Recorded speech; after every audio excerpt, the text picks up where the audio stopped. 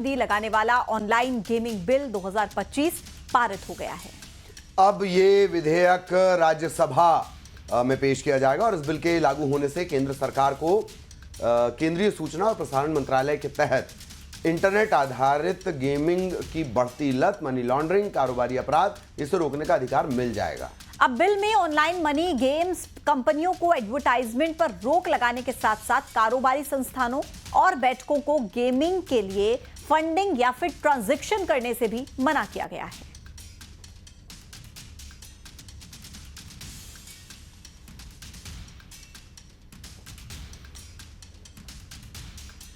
और online money games का मतलब ऐसे गेम्स जिनमें खिलाड़ी पहले पैसा जमा करते हैं, खेलते हैं और जीतने पर मुनाफे की उम्मीद रखते हैं। बिल में गेम्स को 2 कैटेगरीज में बांटा गया है, ई स्पोर्ट्स और रियल मनी गेम्स। और अब आपको हम बताते चलते हैं कि ये एक बड़ी चिंता कैसे बनता जा रहा है, कैसे लोग इसके जाल में फंसते हैं। दरअसल इसके जो विज्ञापन होते हैं, एडवर्टीजमेंट्स होती हैं, उनसे लोग प्रभावित हो रहे हैं। देखा ही होगा आपने, हीरो आके जबरन आपको कहता है कि लो कमाओ, इससे पैसे कमाओ, अपनी गाढ़ी कमाई इससे लोग गंवा रहे हैं। कई युवा आत्महत्या तक कर रहे हैं और देश में मनी गेम्स का ये जाल लगातार बढ़ता जा रहा है और सट्टेबाजी को इसके चलते लगातार बढ़ावा मिल रहा है। और आगे बढ़ते हुए अब आपको एक चौंकाने वाला आंकड़ा बताते हैं। देश में 60 करोड़ ऑनलाइन गेमर्स हैं, जो हर साल 60 करोड़ गेमर्स हैं जो हर साल लगभग 20,000 करोड़ रुपए गंवाते हैं। ऑनलाइन गेमिंग बाजार की कीमत है 32,190 करोड़ और ये 2029 तक 80,000 करोड़ रुपए तक पहुंच सकता है। 2023 से ऑनलाइन गेमिंग पर 28% यूनिफाइड टैक्स लगा है और 2025 से जीत की राशि पर 30% लागू होगा। अब इन सबके बीच सरकार ने जो बिल लोकसभा में पेश किया, उसमें सजा का क्या प्रावधान है वो आपको बताते हैं। इस बिल में कानून के उल्लंघन पर सख्त सजा का प्रावधान रखा गया है।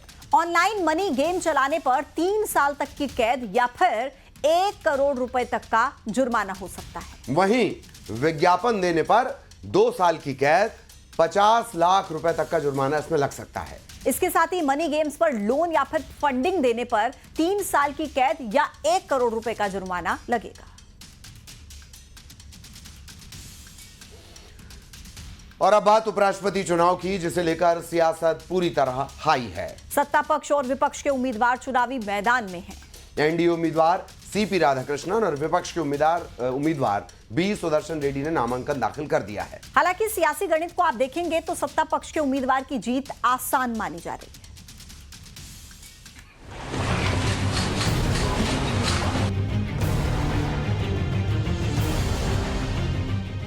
विपक्ष के उपराष्ट्रपति पद के उम्मीदवार और सुप्रीम कोर्ट से retired justice B Sudarshan Reddy ने कुछ इस तरह से अपना नामांकन किया।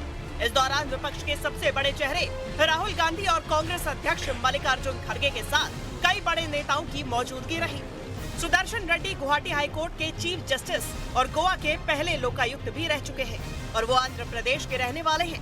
जस्टिस सुदर्शन रेड्डी को 2007 में सुप्रीम कोर्ट का जज नियुक्त किया गया था और उपराष्ट्रपति पद के लिए उनका सीधा मुकाबला एनडीए उम्मीदवार सीपी राधाकृष्णन से होगा। सामाजिक न्याय में जो विश्वास रखते हैं, I mean to say that social justice and the constitutional values by which you and I, everybody is bound, वो दिशा में जो लोग सोचते हैं वो तो मेरा समर्थन करेंगे और मैं समझता हूँ समर्थन मिलेगा मुझे और आप मुझे नेक्स्ट टाइम इंटरव्यू करेंगे as the vice president of India.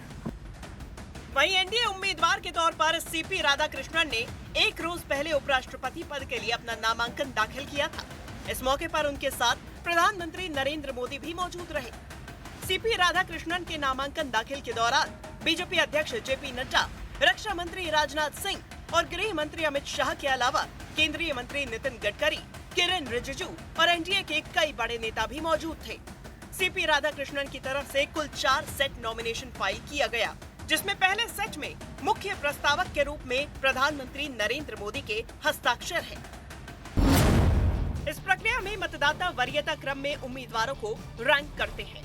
निर्वाचक मंडल में लोकसभा के निर्वाचित सदस्य, राज्यसभा के निर्वाचित और मनोनीत सदस्य शामिल रहते हैं। उपराष्ट्रपति चुनाव गोपनीयता मतदाता प्रणाली के तहत किया जाता है। यह अनुपातिक प्रतिनिधित्व प्रणाली के आधार पर होता है। प्राथमिकता वोटिंग का उपयोग किया जाता है, यानी सांसद अपनी पसंद के अनुसार उम्मीदवारों की प्राथमिकता तय करते हैं। चुनाव का फॉर्मूला प्रत्येक सांसद उम्मीदवारों को वरीयता क्रम में रैंक करता है और सभी वोटों का भार समान होता है। जीतने के लिए एक उम्मीदवार को एक कोटा हासिल करना होता है, जिसकी गणना कुल वैध वोट 2 और 1 के रूप में की जाती है। अगर पहले दौर में कोई भी उम्मीदवार कोटा पार नहीं कर पाता है तो सबसे कम प्रथम वरीयता वाले वोट पाने वाले उम्मीदवार को हटा दिया जाता है और उन मत पत्रों से द्वितीय वरीयता वाले को वोट ट्रांसफर कर दिए जाते हैं। ये प्रक्रिया तब तक जारी रहती है जब तक कि कोई एक उम्मीदवार कोटा हासिल नहीं कर लेता। उपराष्ट्रपति पद का चुनाव 9 सितंबर को होगा और वोटिंग के दिन ही मतगणना भी होगी। यानी आंकड़ों के हिसाब से एनडीए के पास बहुमत है और इस चुनाव को वो आसानी से जीत सकती है, जबकि विपक्ष के पास बहुमत से कम संख्या है। इसके बाद भी अपना उम्मीदवार मैदान में उतारा है।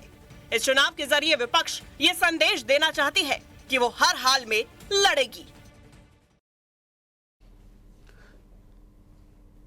इधर दिल्ली की सीएम रेखा गुप्ता की सुरक्षा अब बढ़ा दी गई है। उनकी सुरक्षा का जिम्मा सीआरपीएफ ने संभाल लिया है। सीएम रेखा गुप्ता को जेड श्रेणी में सीआरपीएफ का सिक्योरिटी कवर दिया गया है। दरअसल हमले से पहले दिल्ली मुख्यमंत्री की सुरक्षा दिल्ली पुलिस के ही पास थी। दिल्ली पुलिस सुरक्षा में अब सीआरपीएफ की मदद करेगी।